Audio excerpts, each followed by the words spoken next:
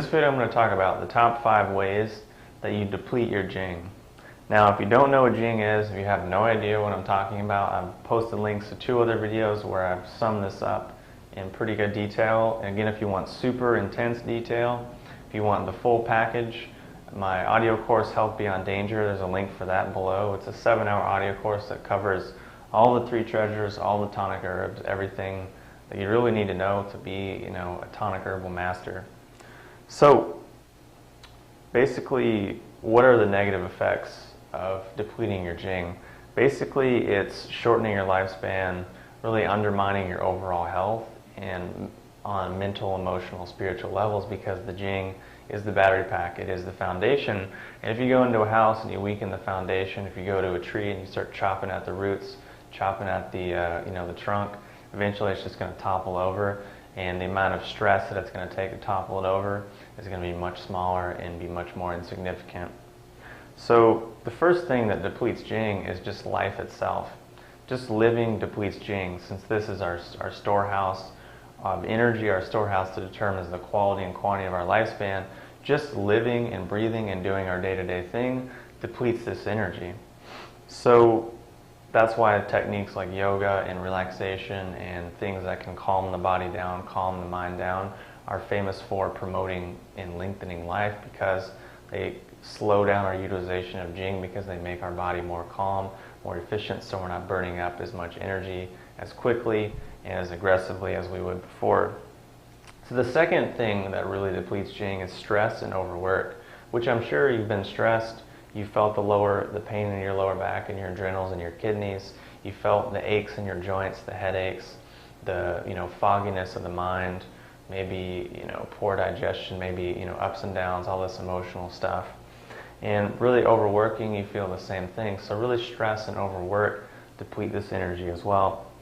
Third thing, which may come as a surprise, is having too much sex. For men particularly, ejaculating a lot is a huge depletion of the Jing.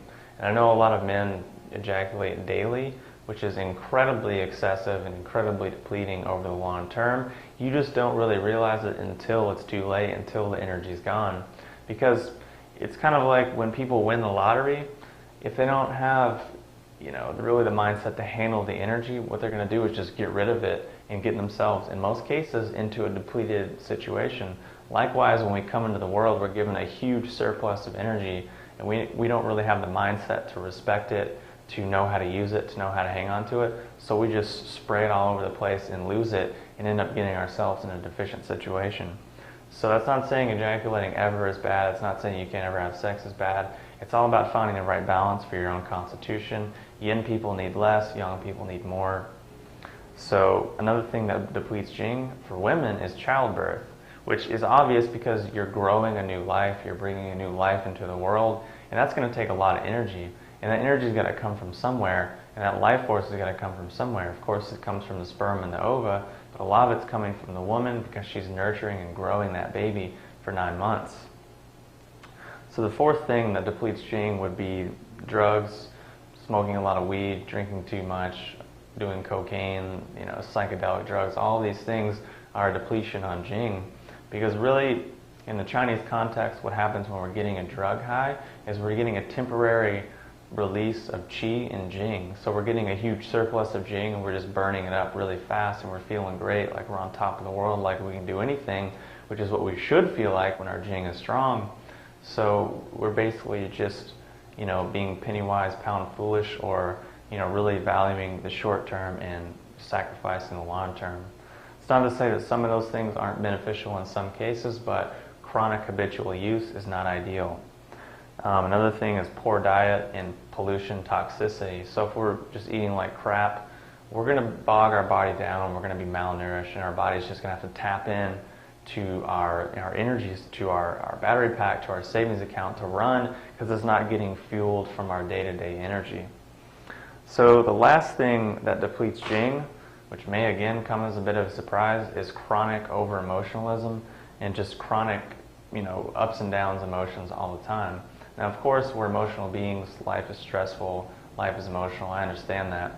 But it's when we become addicted to emotions, and when we chronically become either depressed, chronically angry, habitually angry, habitually stressed, or on the flip side, even just too happy, too, on the other end of the extreme. Because despite what a lot of people say, life isn't about avoiding all the negative and only having as much of the highest of the high as you possibly can, which is kind of a failed hedonistic hippie kind of an ideology, which is not really that sustainable. It's not really realistic, because if you look at reality, it's dualistic and it's balanced. If you look at the yin-yang, you can study that for ages and understand what I'm talking about.